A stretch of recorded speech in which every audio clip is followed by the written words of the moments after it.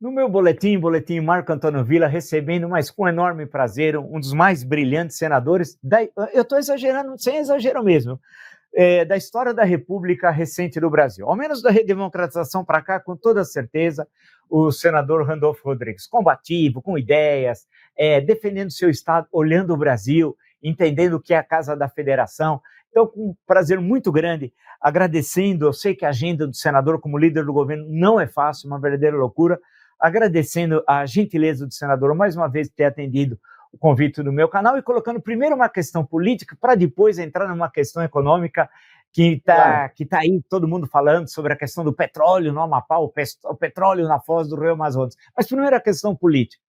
Por que o senador Randolfo Rodrigues se desligou da rede? Muito obrigado por ter aceito o meu convite. Primeiro, professor, eu que agradeço. No preliminar, eu atribuo ao lisonjeio, o lisonjeio seu, me permita dizer nesse caso, um tanto exagerado, não sou tanto assim não, né, a amizade que nós temos, eu que fico sempre muito honrado e sempre busco na minha agenda espaço para falar, aí sim, com um dos que eu considero ser uma das maiores autoridades, sobretudo em relação à nossa história. Bom, mas então, lhe respondendo objetivamente, professor, tem um adágio popular que diz: quando um não quer, dois não brigam. Né? Teve uma situação que ocorreu concretamente, teve a decisão do IBAMA, que diz respeito não somente ao meu Estado, mas a um projeto de desenvolvimento. Eu tenho minhas concepções em relação a esse tema.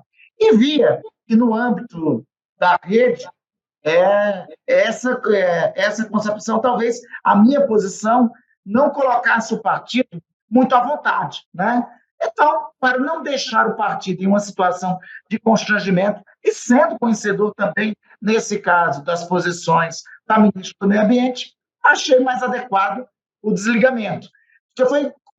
É uma situação que foi colocado concretamente o meu lugar no âmbito da rede de sustentabilidade e o meu lugar no âmbito da terra que me trouxe para o Brasil.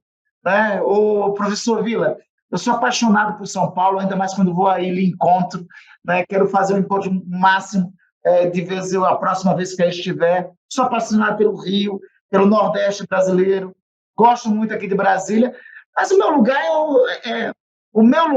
é a minha paróquia. A minha paróquia é ali no Maracatu da Favela, que é a minha escola de samba, do bairro Santa Rita. A minha paróquia é ali na Praça São Senhora da Conceição, é no Boêmios do Laguinho, do bairro do Laguinho, é com o Mar Abaixo. Enfim, quando confronta-se os interesses, que são os interesses do lugar onde eu vivo, do lugar onde tive meus filhos, do lugar onde estão meus pais, do lugar onde já se despediu de mim a minha avó, do lugar onde estão meus netos, e do lugar que, sobretudo, me confiou estar aqui, eu tenho lealdade a esse lugar. Eu não pretendo, professor Villa, deixar de ser senador do Amapá. Se eu não for representante pelo povo do Amapá, eu não pretendo me mudar para qualquer outro estado da federação. Então, eu acho que foi este, sobretudo, o confronto que foi colocado, a escolha que eu tive que fazer. E aí eu optei pelo meu lugar, né? Mas respeitando todos os companheiros da Rede de Sustentabilidade, sobretudo a sua porta-voz, Heloísa Helena, que eu a considero uma das mulheres mais combativas da história do país, e, sobretudo, respeitando o papel histórico que a Rede cumpriu, sobretudo no enfrentamento ao fascismo, na última quadra de vigência do fascismo bolsonarista. Eu pergunto ao senador, que está no momento sem partido, certamente foi procurado, presumo eu, por vários partidos que têm representação, especialmente no Senado, claro. Já tem algum tipo de definição? É uma questão que o senador pretende deixar para discutir isso mais à frente? Qual é a sua posição no momento, por favor? Então, a escolha que eu farei, professor Villa, será coerente com minha trajetória. A escolha política que farei, eu não tenho partido. Partido, para mim, é como casamento, para a vida inteira. Às vezes, o casamento não dura a vida inteira, né? A gente sabe disso. Mas a ideia de estar no partido é até que a morte separe. Então, por isso que eu vou deixar ter uma fase de transição, refletir e buscar a identidade com a minha trajetória política. Minha trajetória, desde os tempos que eu comecei a usar o anel de Tucum na Pastoral da Juventude, sempre foi pautada pela construção de uma sociedade mais igualitária, sem fome, mais justa e igualitária, né? De defesa da democracia brasileira, e na última parte tivemos um exercício disso, e de defesa da sustentabilidade. Alguns me perguntam, mas tu não és ambientalista? Não, eu tenho muito por convicção o princípio da sustentabilidade. A sustentabilidade é um princípio científico que se baseia no seguinte: tem que ser equânime a sobrevivência de todas as espécies vivas do planeta, inclusive da espécie humana, né? Quando eu defendo o modelo de desenvolvimento com sustentabilidade, e eu defendo isso para a Amazônia, tem que ser com sustentabilidade para a Amazônia, inclusive para os povos da Amazônia, os 25 milhões de brasileiros que vivem na Amazônia. Então, a escolha política que farei é com equilíbrio com esses 3 princípios: sociedade igualitária, justa, sem fome, defesa da democracia e desenvolvimento com sustentabilidade. Então, vou ficar um tempo refletindo, não será um tempo longo, minha pretensão é, nos próximos 2 meses, amadurecer esta escolha, essa opção, né? E, obviamente, comunicaria aqui ao meu amigo Vila logo com prioridade. Poxa, muito obrigado, senador. Agora entrar num assunto pantanoso, complexo e que está Vamos aí. Discutindo aí.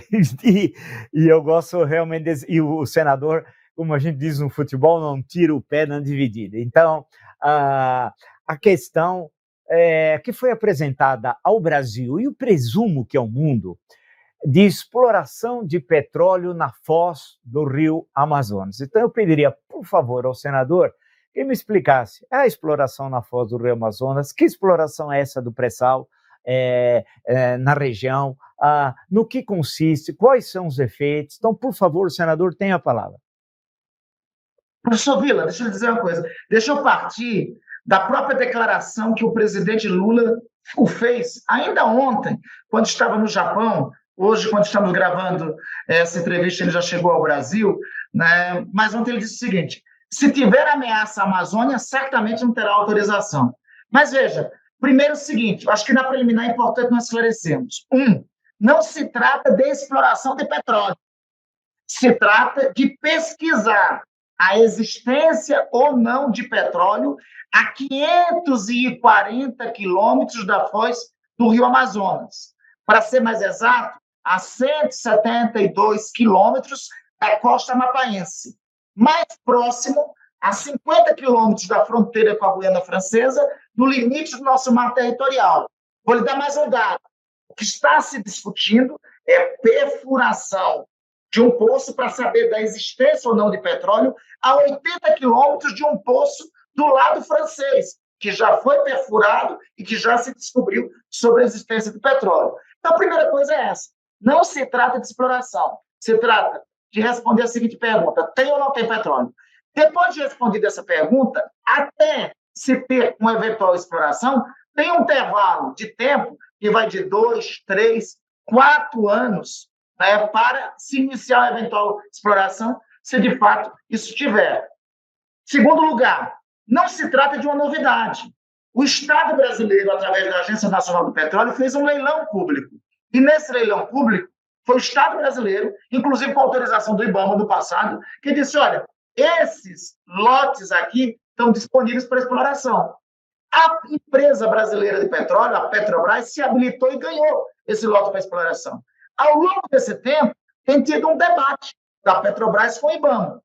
Segundo as informações que tenho da Petrobras, todas as condições colocadas originalmente pelo IBAMA foram plenamente atendidas. 2, os estudos técnicos ratificaram que não há possibilidade, em caso remoto, de vazamento de óleo chegar até a costa. Eu falo em caso remoto, vazamento de óleo chegar à costa, porque na história da Petrobras, desde 1954, quando ela foi criada, não tem nenhuma notícia de vazamento de petróleo da empresa, tanto em atividade onshore, ou seja, em atividade de extração na terra, quanto em atividade offshore, ou seja, atividade no mar. 3, o próprio IBAMA havia reconhecido que o IBAMA chegou a cobrar uma coisa chamada avaliação ambiental de área sedimentar. Mas o próprio IBAMA, no relatório, disse isso não cabe à Petrobras, cabe ao Estado brasileiro fazer isso. Então, isso, o IBAMA chegou a argumentar que era um empecilho, na prática, não é um empecilho. Né? 4, o IBAMA, anteriormente, afirmou em parecer técnico que o plano de resposta da Petrobras para eventuais emergências era robusto, né? E respondia às emergências. Né? O IBAMA vistoriou um centro de despetrolização, que, no nosso entender, até devia ter ficado localizado em Macapá, mas que o IBAMA determinou, importante que se diga, esse centro de despetrolização para eventual acidente, foi o IBAMA que orientou que ficasse em Belém, e não em Macapá. Para nós, Amapá, seria melhor que ficasse lá. 6º, o que eu já falei, essa licença não é para exploração, é para pesquisa. O que o Brasil e os amapaenses querem saber é: tem petróleo na sua costa ou não tem petróleo na sua costa? E 8º, que eu acho que é importante falarmos, é sobre o cenário da transição energética. Professor Vila, o senhor, eu, claro que queremos mudar da matriz da fonte de energia fóssil para a matriz da fonte de energia eólica, solar e tantas outras. Mas até para fazer essa mudança de matriz, tem que ter o financiamento da mudança de matriz energética. E a Petrobras foi voltada a isso.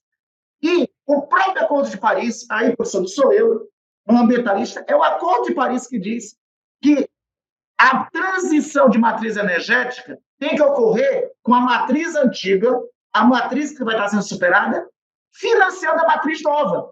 Quem é que vai fazer a transição energética? A Petrobras. Como é que ela vai fazer a transição energética? Precisa de dinheiro para construir matriz de energia eólica e outras matrizes de energia, hidrogênio verde, precisa de dinheiro. De onde é o dinheiro? É da continuação da exploração da matriz antiga. A atual matriz, segundo dados da Petrobras, está se esgotando em 2030. Então, nós temos que encontrar novos para aí começar o processo de financiamento da nova matriz energética. É disso que se trata e é isso que está se debatendo. E, por fim, professor, a gente tem que ter um debate fundamental da questão social também, porque a Amazônia, eu já disse, tem tudo, tem nossas florestas. Eu liderei uma luta para que a terra indígena Wayampi, no passado, que é onde fica a Renca, fosse invadida para atividade mineral. Eu liderei uma luta nesse sentido. Né? No último período histórico, em cada 5 ações do Supremo Tribunal Federal de Defesa do Meio Ambiente foi movida por mim, inclusive com vitória nossa, em pelo menos 15 de 25 ações que foram movidas junto ao Supremo Tribunal Federal. Me permita dizer, sem modéstia de lado, se a boiada não passou, se a boiada do ex-ministro do Meio Ambiente não passou, foi muito devido à nossa atuação naquele momento. Mas tem uma realidade que também tem que ser debatida. Eu estou num estado que é o estado mais pobre da federação. Nós temos 800 mil amapaenses. Professor, desses 800 mil, 540 mil desses vivem de programas sociais, vivem de programas de distribuição de renda. O Amapá vai completar 80 anos agora como território federal. A sua única matriz de desenvolvimento ao longo do tempo foi a matriz minerária, que se esgotou, e a matriz de desenvolvimento no último tempo tem sido uma dependência do poder público, a chamada economia do contra-cheque, como dizemos lá. Se não se pode a exploração aí, que, repito, é a 540 quilômetros da Foz, é no limite do mar territorial brasileiro, na sequência de outras placas de exploração que ocorrem no Suriname, na República da Guiana, em Trinidade e Tobago, na Guiana Francesa, tem que se debater para onde vai isso e o que o Amapá vai ser compensado com isso. Qual é a compensação para o Amapá abrir mão do que poderia representar a redução da maior taxa de desemprego do país hoje? Nós temos 20% da nossa população hoje desempregada. Então, se a União, se o Estado, por isso que eu digo que não é uma decisão, e isso está no relatório do IBAMA. Tem um relatório do IBAMA que não consta no processo do IBAMA, que diz o seguinte: uma decisão dessa natureza tem que ser uma decisão de nível de Estado brasileiro. o Estado brasileiro tem que decidir. Não queremos, mas eu sei que existe hoje, inclusive, um movimento no âmbito do IBAMA, baseado no movimento internacional chamado No More Oil, desculpe meu mal inglês, aí, que defende o seguinte: nem um poço mais abre. Tudo bem, não abre mais de um poço, mas as regiões que poderiam ser atendidas com os resultados da riqueza desse bem mineral, como essas regiões são compensadas pelo Estado brasileiro, como diminuir a pobreza e a desigualdade nessas regiões. Isso é um debate que me parece é um debate do Estado brasileiro. Combater as desigualdades está na Constituição, artigo 1º, o professor sabe muito bem disso. Então, isso é um debate que tem que ser travado com o Estado brasileiro. Não se trata de subverter decisão técnica, mas se trata de, dentro da técnica, debater a própria decisão. Porque ninguém é dono da verdade nesse mundo, entendeu? Então, dentro dos dados técnicos, debater a decisão. E, segundo, tem uma escolha que aí me permita. A escolha não pode ser técnica. A escolha de nossa transição energética não pode ser imposta. Não pode ser imposta por mim, não pode ser imposta pelo professor Vila, não pode ser imposta por 2 ou 3 técnicos, seja do IBAMA, seja da Petrobras. A decisão da nossa transição energética, e se nós ainda vamos abrir ou não mais algum outro poço de petróleo, é uma decisão estratégica do Estado brasileiro. É justamente uma das questões que eu queria colocar ao senador, e é muito importante essa entrevista no sentido desses esclarecimentos que todos imaginam que a produção já vai começar amanhã, né? Não estão entendendo que é um passo anterior e que não, e há um espaço de tempo longo entre a pesquisa, né? Construir as condições, depois a posteriori, caso identifique petróleo para exploração, que tipo de petróleo, etc., apesar que tudo indica que a existência de petróleo é muito provável na região, e vide a vizinhança com a Guiana Francesa e com a República da Guiana. Então, tudo isso que o senador tão bem apresentou, a questão dos pagamentos dos royalties, né, que nós sabemos a importância para o estado do Rio de Janeiro, como foi, para São Paulo, Espírito Santo, etc., né, entre outros estados, no caso do pré-sal, e a polêmica até da divisão do mar territorial. Eu pergunto, que é a questão que se fala, é inevitável, estive conversando com algumas pessoas. Se tem um acidente, eu sei que o senador fez menção a isso, mas vamos voltar a essa questão. Tem um acidente ali, um vazamento, vamos lembrar uma tragédia lá no Golfo do México, uma das maiores tragédias, da Exxon, salvo engano. E aí, a partir dali, tudo aquilo mudou. Então, uma tragédia dessa semelhante, ali, a pouco mais de 170 quilômetros do território continental do Amapá, a cerca de mais de 500 quilômetros da foz do Rio Amazonas. Quais são as respostas que poderão ser dadas ainda nessa fase de estudos, vamos lembrar, como o senador bem destacou, para uma tragédia, caso ocorra, que é uma possibilidade que sempre tem de ser a questão da cautela frente à exploração numa região tão sensível. Não, e tem que ter. Bom, primeiro, assim, reiterando a premissa, na história da Petrobras, pelos cuidados que a Petrobras tem, que a Petrobras é também pioneira em falar em desenvolvimento sustentável e meio ambiente, muito antes de qualquer outra petrolífera do mundo tenha falado. Assim como a Petrobras hoje está na vanguarda de falar de transição energética, quando outros não têm falando. Então, primeiro, nunca ocorreu isso na história da Petrobras. Mas ocorrendo, essa fase de teste é exatamente para isso. Então, com a fase de teste, é lançado o que eles chamam de uma pipoca, né, a partir do processo de perfuração, para ver a existência ou não, para descobrir se um eventual vazamento, para onde iria. Todas as simulações que foram feitas apontavam que um eventual futuro vazamento, que é remoto ter, não seria, pelo regime das correntes marítimas, não seria levado para a costa amapaense, para a costa brasileira, né? O próprio IBAMA reconhece isso. Então, todas as simulações que foram feitas diz isso. Além disso, o próprio IBAMA já reconheceu que o plano de resposta da Petrobras para qualquer emergência é um plano bastante robusto. É um plano muito bem alicerçado, né? E, sobretudo, é importante destacar, gente, quando se fala foz do Rio Amazonas, não é na foz do Rio Amazonas. O professor Vila vai saber, aula de geografia na quinta série, né? É o que se chama de placas geológicas, né? Ou de placas sedimentares. Nós temos ao longo do mar territorial brasileiro um conjunto de placas sedimentares, que são dados nomes para as placas sedimentares. Por exemplo, a placa Potiguar. Você olha e diz, então é Rio Grande do Norte a placa Potiguar. Não, a placa Potiguar é Rio Grande do Norte, é Paraíba, é parte do Ceará. A placa Foz do Rio Amazonas é o Amapá, é o Pará e é o Maranhão. Então, quando se fala em investigação nessa área, se fala até o Maranhão, né? Então, é por isso que a primeira questão a ser esclarecida, concretamente, é essa. Não se trata de um poço de petróleo na Amazônia, se trata de um poço de petróleo, de um poço provavelmente que deve ter petróleo. Repito, nós queremos ter o direito de saber se existe ou não a 540 quilômetros, pelo menos, da Foz. Com uma empresa, com essas características todas que lhe disse, e com um plano para reação ambiental robusto, com palavras ditas pelo próprio IBAMA, e que um eventual futuro remoto vazamento, se vier a ocorrer, não terá consequências e não, pelo regime das correntes marítimas, não será levado para a costa brasileira, costa amapaense. Nesse momento, senador, quais são os passos que vão ser dados em relação a essa questão?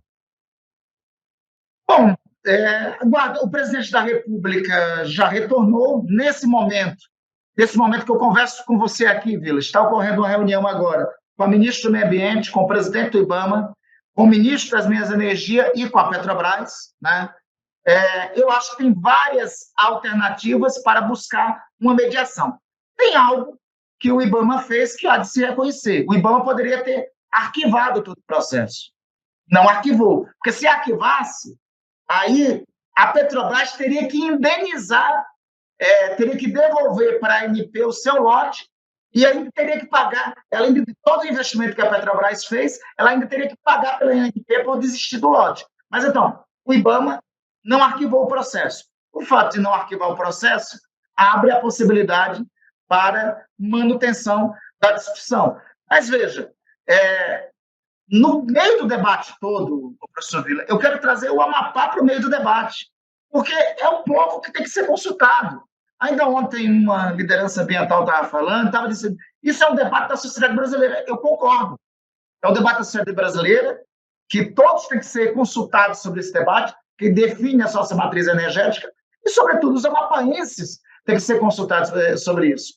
A simples movimentação de pesquisa já mobilizou. Eu tive uma audiência pública na última sexta-feira no Oiapoque. Inclusive, foi por isso que eu não pude estar com o senhor e peço desculpas na entrevista na segunda-feira. Estive lá no Oiapoque, no local. A simples pesquisa já mobilizou a cidade.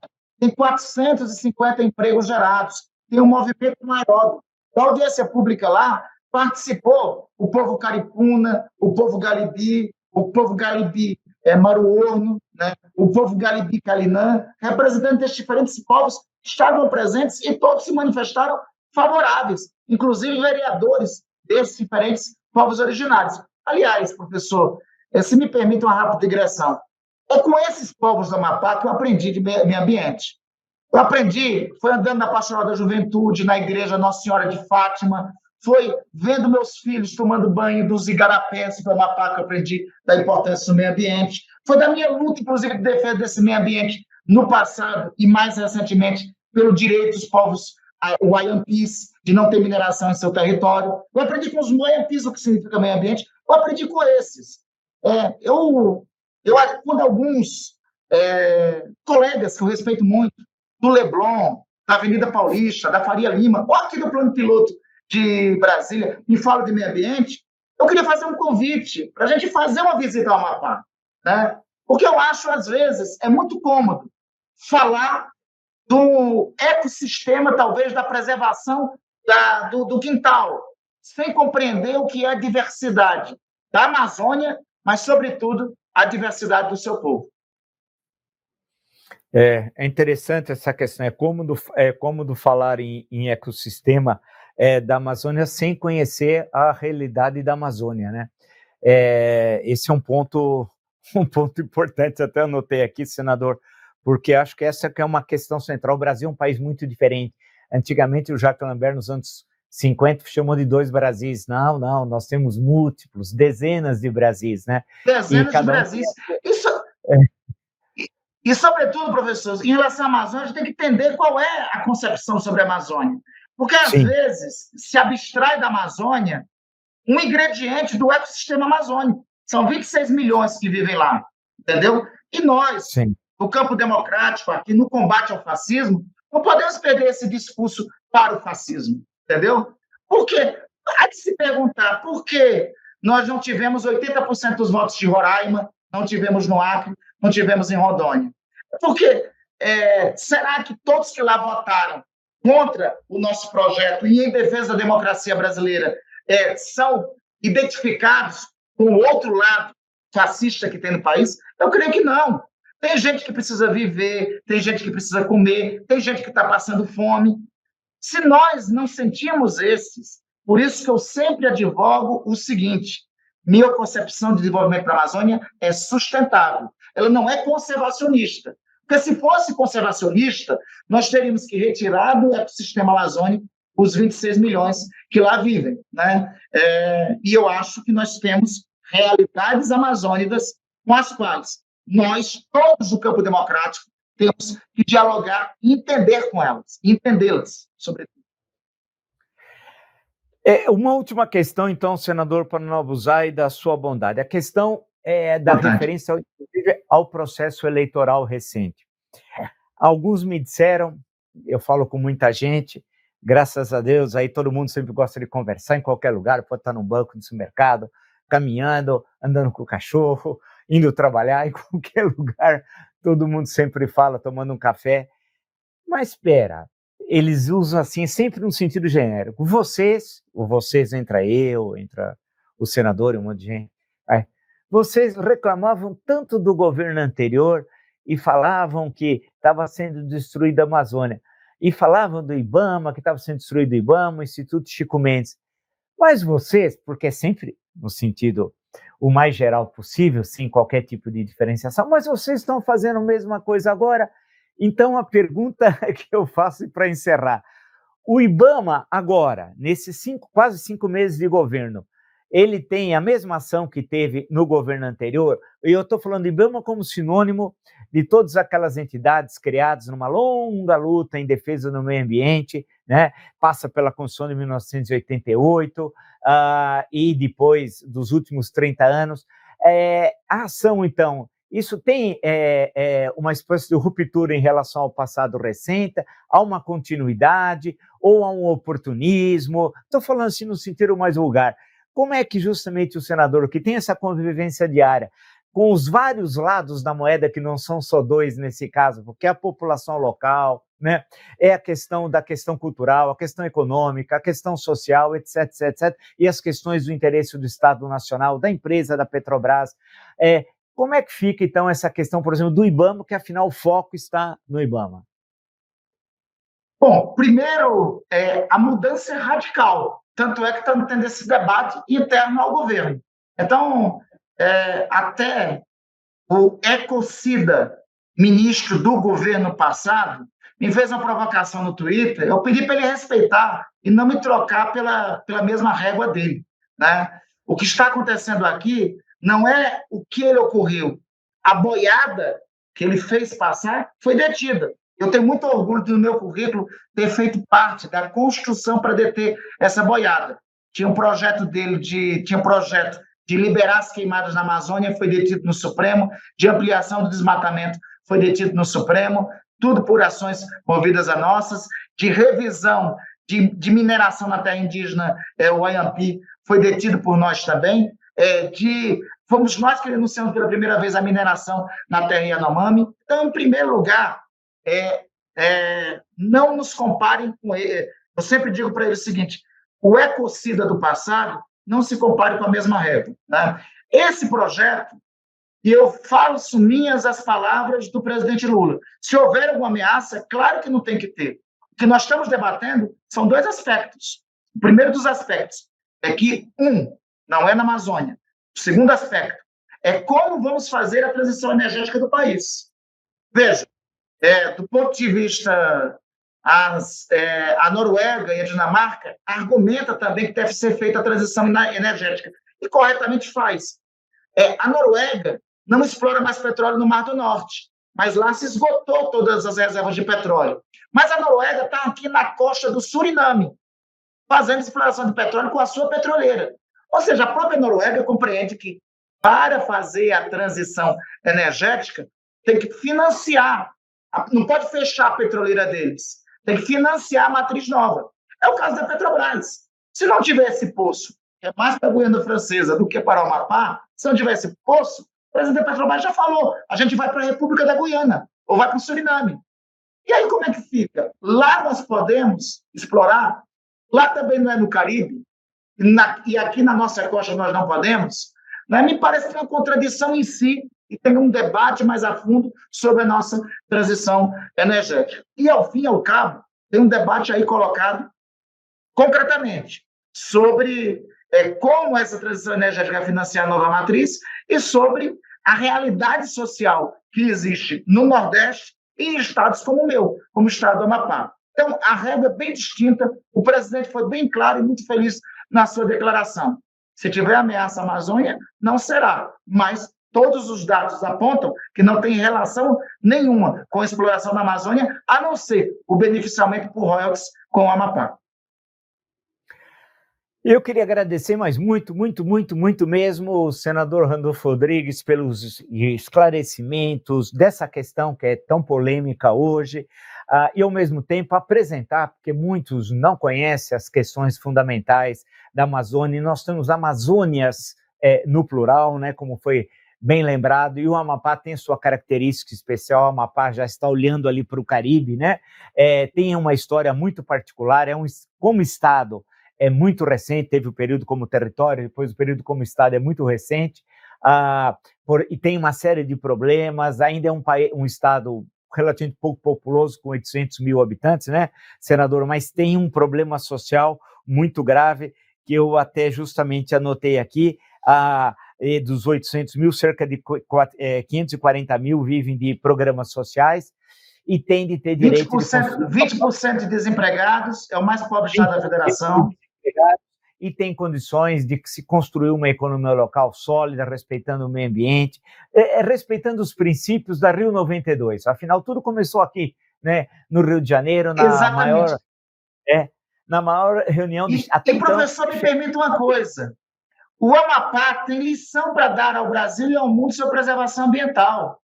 Nós temos todas as nossas reservas indígenas demarcadas. Somos o estado da federação com o maior número de unidades de conservação. Temos no território amapaense o maior parque florestal do planeta, intocado, o Parque Nacional das Montanhas do Tumucumaque. A pergunta a ser feita, como também a gente financia a manutenção disso? Qualquer dado de desmatamento, eu desafio qualquer um que esteja assistindo a ver qualquer dado de desmatamento que existe. O estado que sempre que menos desmata na Amazônia é o Amapá, né? Mas tudo isso, obviamente, tem um custo para ser financiado, né? E nós queremos, e achamos bom esse debate, que nós podemos debater com o Brasil. Tudo bem, como nós financiamos tudo isso? Professor, me permita dizer, tem muitos amigos meus, o senhor é um querido amigo meu, né? Tem muitos amigos meus do Centro-Sul, do Eixo Rio-São Paulo, alguns disseram, Randolfo, sai desse debate, não te mete em bola dividida. O professor, eu aprendi uma coisa na Pastoral da Juventude, com os ensinamentos de Dom Pedro Casaldáliga, e com os ensinamentos que eu tive na Pastoral da Juventude, de tantos outros padres que me ensinaram. Quando você tem certeza que está com a razão, quando você tem certeza de sua causa, você vai até o fim. Se eu fosse por alguns aconselhamentos como este, eu não passaria 4 anos sendo trucidado, inclusive tendo ameaça à minha vida e agredido em aeroporto pelo fascismo bolsonarista. Quando eu tenho certeza da causa que eu empenho, eu vou até o fim por ela, custe o que custar. Essa é uma causa, eu acho que é do Brasil, e é uma causa, sobretudo, da minha gente. Queria agradecer muito mesmo, senador Randolfo Rodrigues. Eu sei que, agradeço, professor. Na nossa introdução, é uma loucura a vida em Brasília, é correr para cima e para baixo, não é fácil ser líder do governo, tem uma série de questões, tem questões específicas do Estado, tem de estar presente também no Estado. o Brasil é um país muito grande, né? E não é fácil, então, acompanhar tudo o que está ocorrendo. Então, mais uma vez, senador, eu agradeço muito, senador Randolfo Rodrigues, a gentileza de nos atender, de esclarecer, de apresentar, de debater de coração aberto, com dados científicos, né? Quando a ciência no último quadrênio presidencial parecia uma coisa absurda, né? Afinal, vivíamos um terraplanismo. Então, basta ver a tragédia da Covid-19 e lembrar que o senador teve um papel fundamental como vice-presidente da CPI da pandemia. Nós, brasileiros, devemos muito ao senador, a defesa, e se não fosse a CPI da pandemia, nós não teríamos iniciado a vacinação no Brasil. Então, mais uma vez, um agradecimento ao senador. Não é exagero de minha parte, senador, mas é de acompanhamento mesmo que eu faço dioturno da conjuntura e, ao mesmo tempo, dos trabalhos da história da República Brasileira, e sei da sua importância e sei da importância do Amapá para o Brasil. Então, muito obrigado mesmo. Eu que agradeço, professor. Sobretudo, é uma satisfação enorme, uma alegria estar com o senhor, pelo que o senhor representa para a história brasileira e pelo comunicador que o senhor é, sempre também defendendo as melhores causas. Um grande abraço e até a próxima. Até a próxima.